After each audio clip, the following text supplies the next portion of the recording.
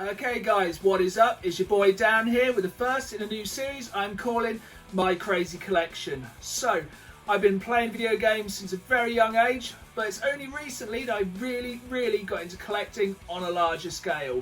So in this series I'll be taking you through a few key items per episode from my collection, be them crazy, weird, rare, strange items I just want to talk to you about and I think you're really going to enjoy. So in this episode, the first item I'm going to be talking about is the infamous Virtual Boy. So, one of the rarest of the Nintendo consoles, arguably one of the worst of the Nintendo consoles.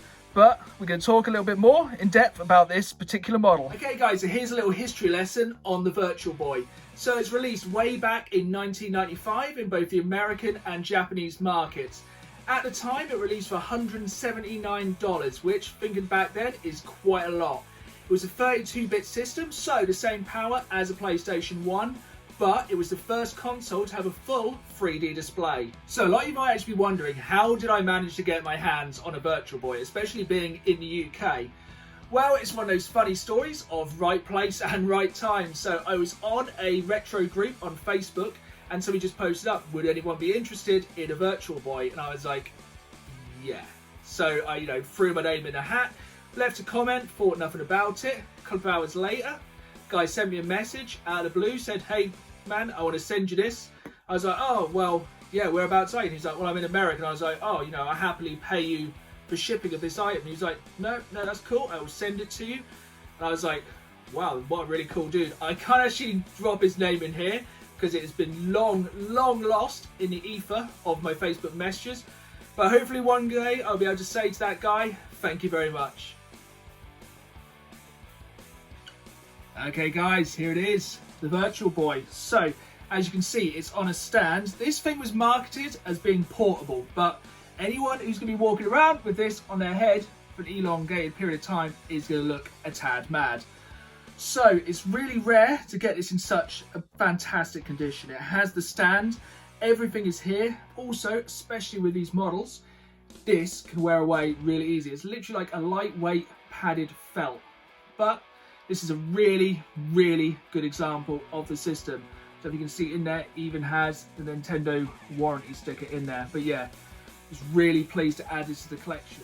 Okay guys, so one thing with the Virtual Boy, yes, it is 3D as such. Each of the lenses inside displays a different image and it flicks between them on each eye to give you the 3D effect. The problem is, probably due to the processing power, the only colours are red. It's red with a black background.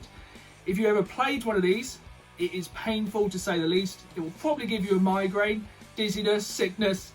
It is a health and safety nightmare, and probably one of the reasons this console did not do very well in the market. Okay, so next up is the controller, which plugs into the Virtual Boy. So I think the idea was you would sit the Virtual Boy on a table, plug in a controller, and you could either plug it into the mains power, which obviously being an American console, you have to put an adapter plug on, or you could slot in a lot of batteries into the top of the controller.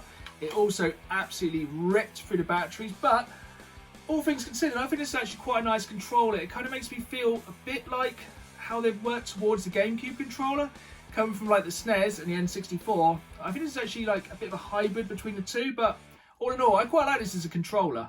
Okay guys, so another reason it might have been quite a commercial flop, the Virtual Boy that is the lack of games for the system. So I am quite lucky to own 3 games, which is actually quite a feat because these are getting very collectible and very rare. The other thing to consider is there was only 19 games released in Japan and 14 in North America for an entire console's lifespan that lasted less than a year. Okay, so this is the main thing. Let's get into the games. So, Wario Land, probably the best game on the console. Just imagine like a 2D Mario with Wario, but kind of in 3D where you can go in and out of the environments. It's actually a pretty cool game. It's just a shame playing it will probably give you a headache. So guys, the next game is Telero Boxer. Just leave a comment below if I'm butchering the pronunciation of that. So, a simple boxing game, but it's going to be in 3D, so that's pretty cool. But with the headaches, people have also called this the eye strain of the tiger, which is pretty good. So the final game I have in my collection is Red Alarms. This is like kind of a space combat shooting game, which is actually pretty good. I definitely recommend this one if you can try it on a ROM or something, because once again, if you're lucky enough to have a Virtual Boy, try it out, but yeah, went up for that ice train. So yeah guys, I'm really lucky to have that Virtual Boy in my collection. I only have the 3 games at the moment because, as you can imagine, with the rarity of the console and its limited life, they are incredibly expensive, really hard to get, and also they're not a game I'd be massively going out of the way to play. But if you can download a ROM or play them on a PC, it's well worth giving a go. Okay guys, so next up on my crazy collection, I have a very, very strange controller. So this is a controller I could use for a variety of consoles. I think it was mainly designed for the Mega Drive, and like a lot of things in my collection, it has a really interesting story about it. Okay, so I actually got this from a car boot, but I didn't purchase it. I found it on the floor after all the stands had cleaned up, and I asked the guy if it was his, and he literally didn't care about it and just said just to take it for free.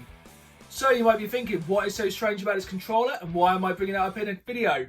It looks like a simple knockoff controller, but the difference is there is no need to push. It does not have a D-pad. It literally has a little pressure pad inside where you can run your fingers over to control your character in the game. It also has turbo buttons, as I think everything back in the kind of mid-90s always had a turbo button. Wherever it was, just made it go faster, but most of the time it didn't actually do anything. This is the Turbo Touch 360, no relation to the Xbox 360. So, as you can see here, no D-pad, just a simple touchpad, and literally you cannot feel anything under there. I have tried this out and I must admit, it does not work even slightly. It is absolutely terrible. The controller does work, the A, B and C do what they're meant to do in the game, but movement wise, there is no response to it at all. Well, it is, but it's very delayed, and it is not at all good. I tried this out on Sonic and I died so many times.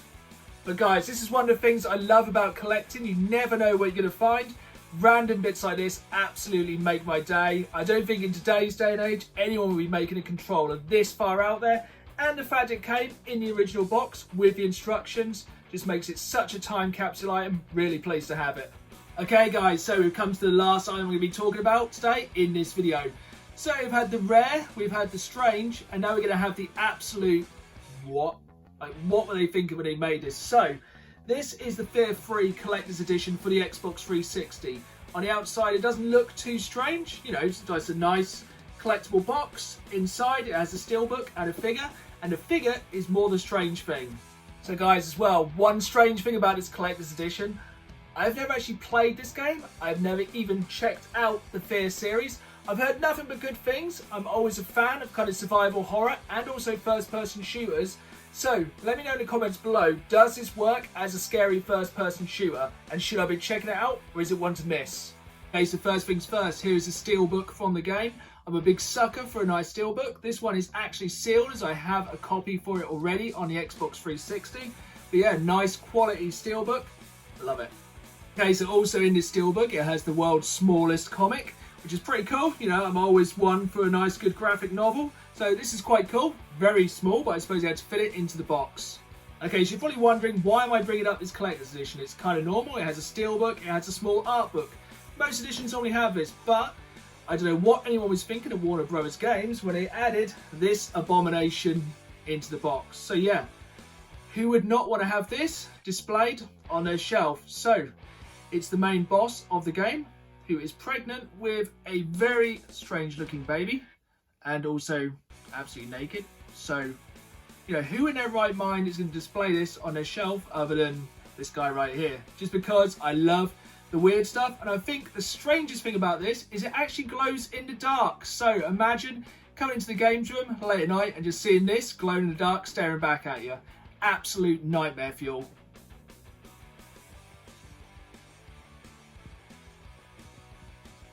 Okay, so guys, there it is, just 3 small items from my ever-growing collection.